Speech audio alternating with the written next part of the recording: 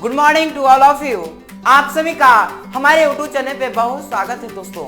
तो दोस्तों आज के इस क्लास में हम लोग आप यहाँ देख रहे हैं कि point of time and period of time. तो आज की इस क्लास में हम लोग को point of time and period of time के बारे में विशेष ढंग से यहाँ पे समझना है और हम लोग बहुत ही बेहतरीन तरीके से ये point of time and period of time के बारे में समझेंगे। ये point of time and period of time ये क्या होता है। तो अब आपको यहाँ समझना है। देखिए पहले हम लोग को यहाँ पे आता है क्या, तो ये पॉइंट ऑफ टाइम और दूसरा है पीरियड ऑफ टाइम। तो पॉइंट ऑफ टाइम का मतलब आखिर क्या होता है दोस्त? अरे पीरियड ऑफ टाइम का मतलब क्या होता है ये पहले समझिए। तो ये पॉइंट ऑफ टाइम दिया, ये पॉइंट ऑफ टाइम। तो ये पॉइंट ऑफ टाइम का मतलब होता है निश्चित समय।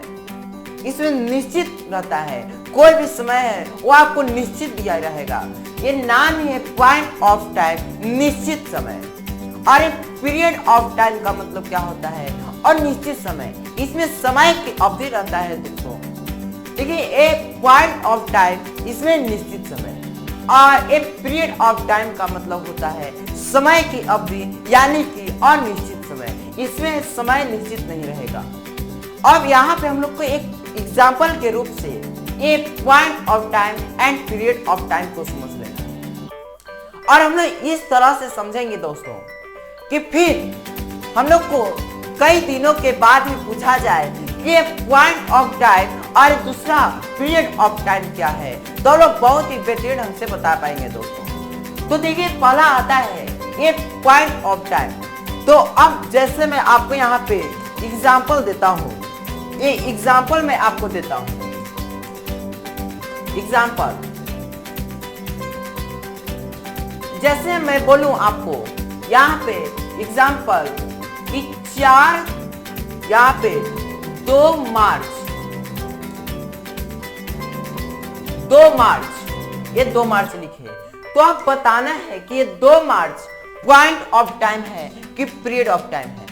अब जैसे मैं बता रहा हूं कि राम 2 मार्च को यहां आएगा, तो ये देखिए अब क्या रहा है कि राम 2 मार्च को यहां आएगा, यानी कि 2 मार्च ये निश्चित दे दिया कि 2 मार्च को वो अवश्य आएगा, ये निश्चित दे दिया है। मैंने आपको बताया था कि पॉइंट ऑफ टाइम का मतलब होता है निश्चित समय। तो ये 2 मार्च दिया है, तो ये 2 मार्च आपका क्या हो गया?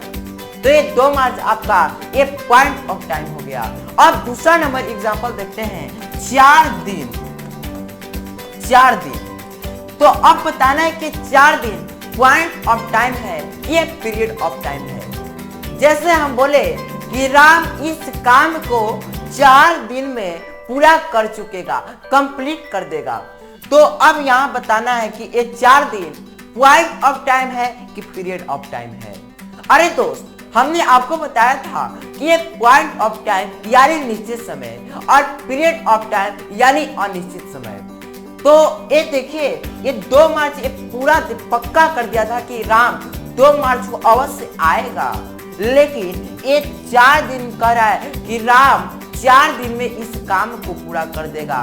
तो 4 दिन अब कब करेगा ये कोई पता नहीं है, 4 दिन में कर देगा ये कोई पता नहीं है, यानी कि अनिश्चित है। तो ये पीरियड ऑफ टाइम हो जाएगा, ये 4 दिन पीरियड ऑफ टाइम हो जाएगा।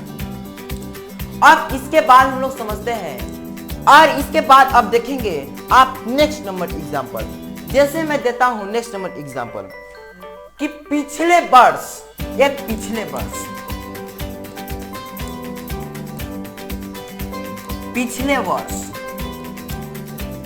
मैं बोलूं राम पिछले वर्ष यहां आया था। तो ये पिछले वर्ष पॉइंट ऑफ टाइम है कि पीरियड ऑफ टाइम है। अब आपको बताना है कि राम यहां पिछले वर्ष आया था, तो ये पिछले वर्ष पॉइंट ऑफ टाइम है कि पीरियड ऑफ टाइम। अरे सोचो कि पॉइंट ऑफ टाइम का मतलब होता है निश्चित समय और कह रहा है कि पिछले वर्ष, ये निश्चित आ रहा है कि वो पिछले वर्ष यहाँ राम आया था, एकदम निश्चित है कि पिछले वर्ष आया है। तो ये आपका निश्चित है, यानी कि ये पॉइंट ऑफ टाइम हो जाएगा। तो अब इस प्रकार से हम लोग को point of time and period of time यहाँ पे समझना था दोस्तों। तो मैंने आपको बता दिया कि पॉइंट ऑफ टाइम का मतलब क्या होता है और पीरियड ऑफ टाइम का मतलब क्या होता है। तो आज की क्लास हम लोग यहीं तक रखेंगे और फिर मैं आप लोग के साथ एक ऐसे ही अच्छे कंसेप्ट लेकर के आऊंगा दोस्तों। तो आज की क्लास इतना ही तक और मैं आप लोग के साथ फिर मिलूंगा।